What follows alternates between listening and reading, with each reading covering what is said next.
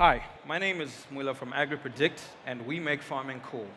I'd like to introduce you to my friend, Mr. Piri, who, like myself, is a farmer that comes from Zambia, which is a landlocked country home to over 16 million people. 60% of the population depend on agriculture as a main source of their livelihood. Pests, diseases, and adverse weather pose not only a threat to their livelihood, but to our nation's food security. Let me take it further. In the last 2 years, over 450,000 farmers were affected by pests such as the fall armyworm. The government stepped in and spent over $2 million in control measures. And even after burning through all this cash, the armyworm is back and has proven to be a permanent threat. Now, what if farmers had a tool that could help them fight against these pesky pests and diseases? A tool that would give them information on weather, yield forecasts, and even water productivity.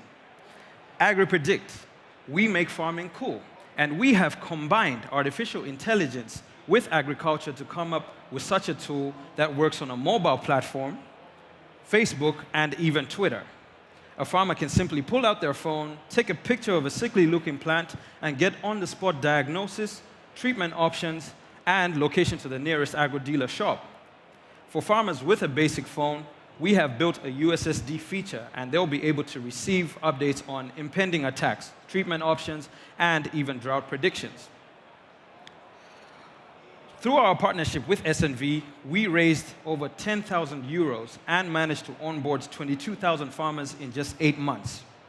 We plan to charge our clients 99 cents for our services, and our target is to onboard over 300,000 farmers by 2020 and 200,000 farmers every year after that. Ambitious? Yes, but that's the AgriPredict way. My all-star team is made up of myself, Mr. Smiley over there. That's my proficiency.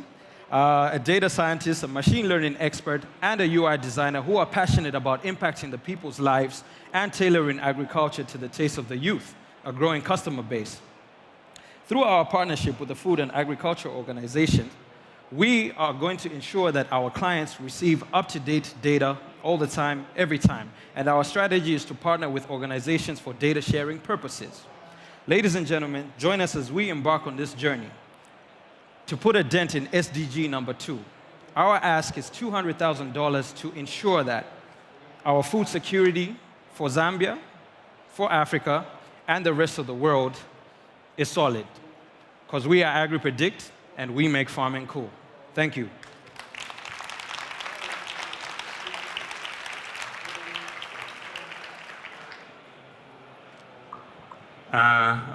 Two questions. You said there are 16 million people, like actually farmers in Zambia, and you're tackling only 300,000 of them. And the second, you asked for 200,000 US dollars, but charge only 99 cent dollars to the users. How will you ever actually be like a commercial success with these numbers? Okay, that's a very good question. First of all, just a correction. There are 16 million people in Zambia. And we have 60% of the population that are on record as farmers in Zambia. So that's a correction on my part. And then secondly, when we're asking for $200,000 and charging 99 cents, because not only the application is a way for us to make our money, but we're looking at building other services around that. Like I mentioned, weather data, yield forecasts, and even predictions of some diseases. We can monetize our data and sell to government institutions or institutions like the FAO that I mentioned earlier for commercial viability. So why charge at all and not actually get penetration as fast as you can and then use the data for both the suppliers and governments and other entities that want it? And then second, what's the initial thing you're offering them, and how does it extend laterally to other opportunities like like farming efficiency?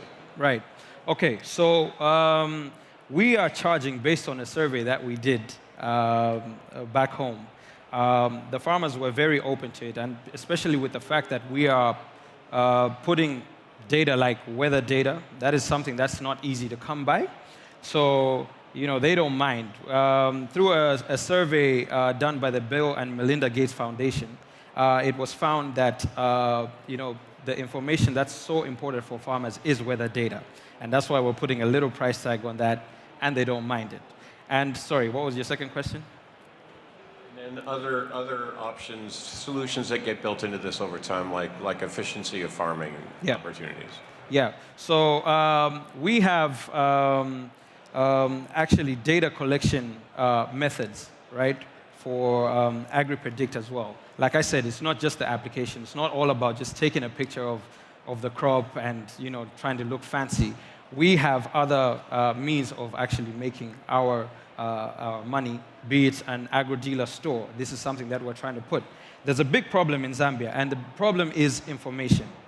For a farmer like myself, who is a youth, I want to grow tomatoes. If I key that into Google, I will not find information. Instead, I will see how to grow tomatoes in Finland or how to grow tomatoes in Switzerland.